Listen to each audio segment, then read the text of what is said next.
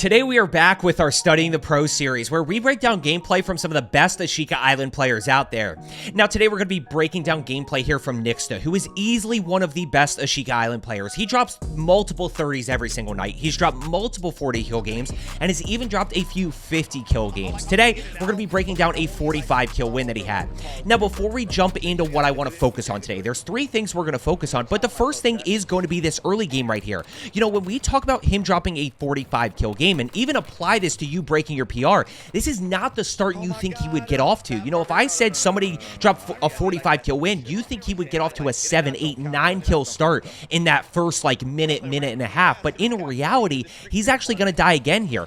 Being an aggressive player, he's going to fly right back to bunker building here. He's going to grab this PDSW, and he's actually going to go down again. So, you know, if you are subscribed to me, you know I always talk about that momentum early game, trying to get your loadout, win your early game, then get your loadout, and then go from there. But just because you can't do that doesn't mean that your game is completely chalked. And, you know, what that kind of leads into is my first point right here, which is going to be floor loot comfortability. Being comfortable and learning what floor loot guns you can execute with. Now, why I highlight that is because he drops 45 kills here. 23 of those are with floor loot. So we start off here, you're going to see him grab the M13. We're going to see him trade guns a few times, but what you're really going to see is him having the ability to execute with floor loot allows him to have confidence when challenging. And not only does that apply to early game for you, it also applies to a regame. You know, if you die and you have to fly back in, if you can find a floor loot gun you're comfortable with, you can get that momentum back. Now right here, guys, you know what, that I always talk about challenging off a head glitch. The one danger of challenging off a head glitch is this right here. Good players, literally the only thing that he can hit is headshots, and that's exactly what he does. That's why he wins that gunfight. So a little bit unfortunate for that enemy, but Nixstah is able to execute. Now right here, guys, you're going to see him kind of go through. He grabs the M4. He wants the M4 over the M13. So he switches. Now he's rocking with the Hurricane and the M4. Little bit of an upgrade, right? He'd rather have the M4 versus the M13. And did you notice how quick that decision was? How many of you sit here and you take forever to think about which gun you want? Notice how quick he switches, right? He sees it. Oh, yep, I want the M4, I want the Hurricane, and he's immediately starting to push again. So that's where we talk about that floor loot comfortability, and we're actually going to see him trade one more time. Now right here, he's going to go ahead, take out that guy right there. He's going to see this guy over to the right side. This leads to my second point, my second thing that I want to focus on, which is going to be his centering. As he goes and he challenges this guy, crosshairs are out right there, crosshairs are out right there, crosshairs are out right there. He's centered, he's ready for this guy, he sees him, now he's able to go ahead and challenge, and this guy's just kind of stuck in the bathroom. So pretty easy kill right there. Yes, he does take a little bit of damage. Now, what do you notice right here? You notice one over this way, and you notice a bunch of people over here. So when we talk about pace of play, which is definitely going to be a big component of what we talk about, that's going to be the third thing that we focus on. So number one is going to be this floor loot comfortability and how he's able to execute. Number two is going to be centering. Number three is going to be pace of play. And all of those things really allow him to drop. I mean, look, guys, just really good shots there with the PDSW. Able to get kill number 4. He's immediately going to work left here to farms. Real quick, by the way, if you are looking to get better, make sure you are subscribed down below. My whole goal as a 5KD player is just to help you improve, get more kills, die a little less, pick up more wins. So right back in here, he's going to work his way over. Not 100% sure where people are. Now, when you see this play, guys, he's going to push in. He sees him to the left side just barely, right? He barely sees this guy right here. So he is going to break the line of sight. He's going to reach out, and he also sees this enemy right here. So he's going to down one and then immediately focus on enemy number 2. That's got to be a pretty easy play. But watch enemy number 3. Enemy number 3 is the one I want you to focus on. Watch the minimap. Watch the minimap. 3 things after you get a kill. How many enemies are alive? 2. Where are they in relation to you? Well, they're pretty far away. The most important thing is where are they moving to? Watch this guy right here. Watch this guy right here, and watch how he centers around the corner perfectly. Right? Just not only horizontally, look at how he vertically centers his crosshairs. Some of you are starting to get better horizontally, but vertically, you're not in this high damage area. And from there, guys, it's pretty easy to control.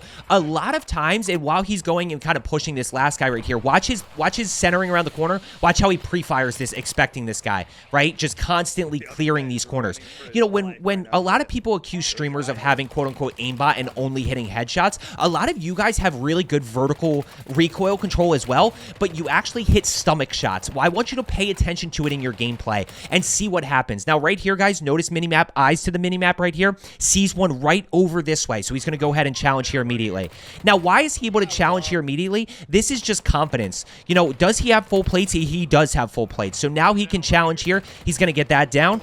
Get that thirst, and here comes enemy number 2. Now he's going to use that smoke there to reposition, but he's right back in here, centering crosshairs again, high damage areas. You see how good his centering is, especially right there where all he has to do is make a little micro adjustment. When we talk about centering both horizontally and vertically, a lot of it is trying to set us up so that all we have to do is make a small little adjustment. The other thing that I will say, and by the way, notice he works his way back over this way immediately. Floor loot comfortability, absolutely fries that guy with the M4. There's just so much going on right now, and we're not even that far into it, guys. We're 11 of 45 here. There's 13. He's going to chow this guy. I mean, this is just Nixstah being Nixstah. Immediate reach out right there, snaking on the head glitch, pops up. That guy was low health, which is why he wins that. But look, we take advantage of those, and those are gunfights that we still have to find a way to win. When we talk about centering both horizontally and vertically, guys, a big part of it is making that little micro adjustment. But the other dynamic here as we push forward, I'm going to go ahead and skip this forward just a little bit to keep this moving, is if you can hit a high damage area first, a headshot, then you already have established getting a fast TTK, right? Because you've already mixed in that headshot. So now you just got to clean it up, right? You can hit a stomach shot, a leg shot, it doesn't matter. But if you hit a leg shot first or a stomach shot first, then the only way to get a fast TTK is try to mix in a headshot as you're tracking him, which is very difficult to do. Right here, guys, he's just going to go ahead and keep pushing up. Watch how he plays this situation right here. Gets a little bit over aggressive right here. He's going to play his high ground. He's able to take that guy out, still rocking floor loot. Now 2 guys over here. Watch how they move. Chat, notice right here, see how they're down below. Now, what's your first thought? A lot of you, your first thought is that they are in either all the way down below in the room, or they're in the room that's right below this stairwell right here, correct? That's what a lot of you are probably thinking. Watch what happens as he jumps down. See how they switch to on his level? They're right on this backside here, and he's still looking at minimap right there. Still looking at minimap. Now he's going to go ahead and challenge. Gets a little bit over aggressive there. He knows that he has to get out, right? He knows that he's got to get out. Now he's going to immediately re-engage here. Watch the centering around the corner. He's able to take that team. Now he is wiping a lot of teams, which is an interesting dynamic here mounted. Little thing you can do to take advantage of, you know, a little bit of increased recoil at range is just mount up. This guy gets fried. I mean, that guy just got absolutely smoked. There is kill number 19, and now he knows there's a bunch of people in bunker building here. This right here is one of my favorite plays, and if there's one thing that you can learn from this gameplay on top of what I've already said, it is the ability to play unpredictable. Throughout this entire fight right here, he plays this so differently than I would, but the unpredictability that he plays with is perfect. Go ahead and push up top, right? Go ahead and clear rooftop. Now, what do I do? What do most of us do? Well, a lot of you probably chase him into the stairwell. The other half of you probably go drop down here and you shoot him through the window, right? Through this little outside window towards the stairwell. Not a bad play to do the second option. Definitely a bad play to chase. What does he do? He pushes in this way, right? So now what do we do? And I'm going to test you throughout. Okay, so he gets the down. He is worried about multiple enemies. So what does he do? He's going to immediately get cover here, already thinking about re-engaging though, right? So he jumps down, he's plating up as he's getting ready to re-engage. Now he's able to get that thirst. Okay, 2 enemies above him, right? Notice those dots split right there. You can barely see that it's 2. What is your thought process? A lot of us probably turn around. We probably go try to anticipate on this stairwell up top, and who knows what happens. Watch what he does. He immediately switches and goes, no, I'm going to go outside window here, or outside jump spot, outside ledge. And yeah, guys, I know that guy's not that good, but it's the level of being unpredictable that allows you to get more kills, right? That allows you to take less damage. That allows you to get kills without your enemies shooting back. Because I'm going to be honest with you, even in a bot lobby, right? Even in a lobby that's not that good, which is a lobby like this one, but he is taking advantage of it. If you challenge somebody head on 50-50, you're going to take damage. The whole goal is to start figuring out how we can get kills by shooting people in the back, by shooting people on the side, and then we execute. By the way, he finally got loadout here. 6 other teams. He's got 23 kills. A lot of us would take a 23 kill game. He's dropped 23 in the second circle here here, and he's just now getting loadout. Now, one quick thing that I do want to highlight here, guys, UAVs are broken. We're going to see it right here. He popped a UAV. I hope they fix this soon. He popped a UAV right here. This enemy is actually flying in. You can see an enemy fly into his left side. You barely see the parachute. That guy's just not on radar. Like, that guy clearly doesn't, he just flew in. He doesn't have a perk package. And you're going to see right here, like, all he has is a pistol.